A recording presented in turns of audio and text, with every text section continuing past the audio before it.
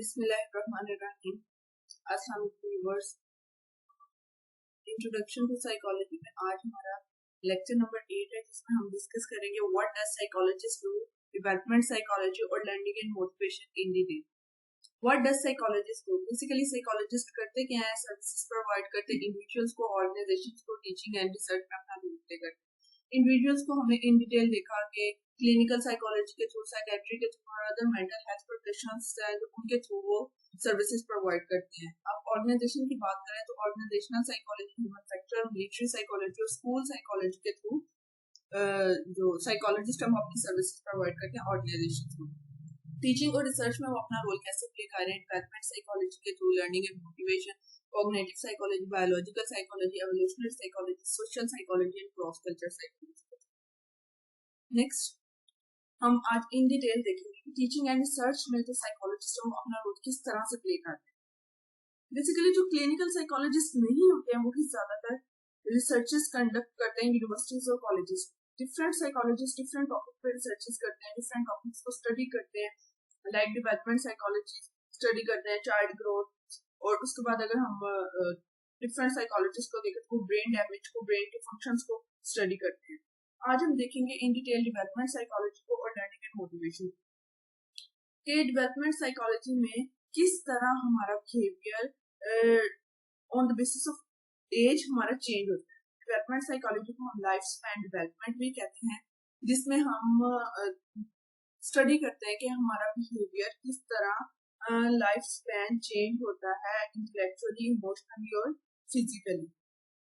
Development psychologist जो होता है वो बेसिकली हमारी होल लाइफ को एग्जामिन करता है, किस पीरियड ऑफ एज में हमारा बिहेवियर ये रहा है और कब हमारा बिहेवियर चेंज हुआ है। डेवलपमेंट साइकोलॉजी ज्यादातर किंडरगार्टन और नर्सरीज में होते हैं, चाइल्ड ग्रोथ को स्टडी करने के लिए हॉस्पिटल्स में होते हैं, नर्सिंग और रेस्ट होम्स में होते हैं। किस तरह से जो डेवलपमेंट साइकोलॉजिस्ट है वो पीपल्स के बिहेवियर को ऑब्जर्व करते हैं। ये नेचर वर्सेस नर्चर एक पूरी रिसर्च है। नेचर का मतलब है कि वो हेरिडेटरी इन्फ्लुएंसेस को हमारा कंपेयर करते हैं नर्चर इन्वायरमेंटल इन्फ्लुएंसेस से। अब नेचर वर्सेस नर्चर को हमने इन डिटेल, ये हमारा फिलोसफिकल इशू भी है जिसे हमने पढ़ा है। तो नेचर वर्सेस नर्चर का मतलब है कि हम नेचर के असरात के साथ कंपेयर करते हैं। हम कह सकते हैं कि हम किसी इंसान जो कि उसको वर्षा से मिला है उसके असरात को कंपेयर करते हैं उसके माहौल के असरात के साथ, कि जो उसे उसके पेरेंट्स से मिला है, क्या वो पैदाइश से ही मतलब ऐसा उसको पेरेंट्स से मिला या उसके इन्वायरमेंटल फैक्टर्स की वजह से उसका बिहेवियर चेंज हुआ। इस टॉपिक में बहुत ही रिसर्चेस हुई हैं और नेक्स्ट कंटिन्यू भी है इस पे रिसर्चेस।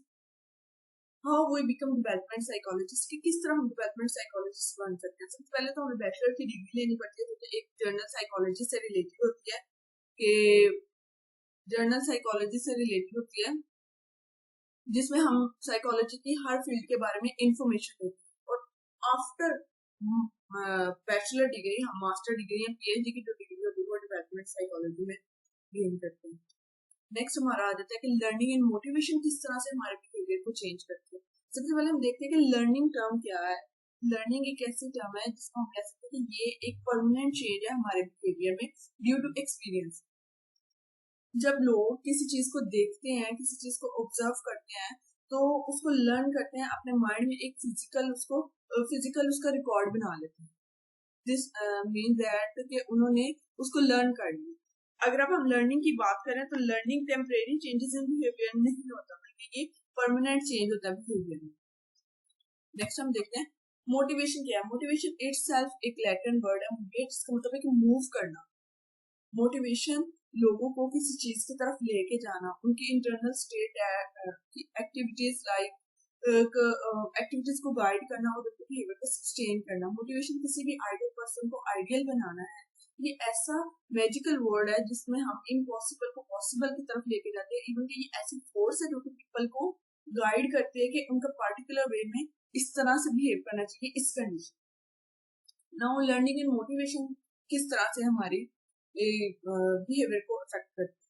ये रिसर्च की फील्ड है लर्निंग एंड मोटिवेशन के। जिसमें साइकोलॉजिस्ट स्टडी करते हैं कि किस तरह हमारा बिहेवियर डिपेंड करता है लर्निंग और मोटिवेशन पे, कि किस तरह हमारा बिहेवियर चेंज होता है पास्ट एक्सपीरियंसेस की वजह से और करंट सिचुएशंस की वजह से। लाइक अगर हम इसकी एग्जांपल भी लें तो हमारे पास एक एग्जांपल आती है कि अगर हम किसी पार्क में जाते हैं और वहां पर जाकर हम कोई खाना खाते हैं और उसके बाद हम राइड ले लेते हैं कोई भी, तो हमारा बिहेवियर हम ये लर्न कर लेते हैं कि उसके बाद उस राइड को लेने के बाद हम सिक हो जाते हैं, बीमार हो जाते हैं। हमारा बिहेवियर हम ये लर्न करते हैं उससे कि जो हमने खाया, जो हमने फूड लिया, उसी में कोई ना कोई प्रॉब्लम थी। हम ये नहीं सोचते कि उस राइड में फॉल्ट था, हमें खाना खाने के बाद वो राइड नहीं थी। So this is all about today's lecture. Thank you. Allah.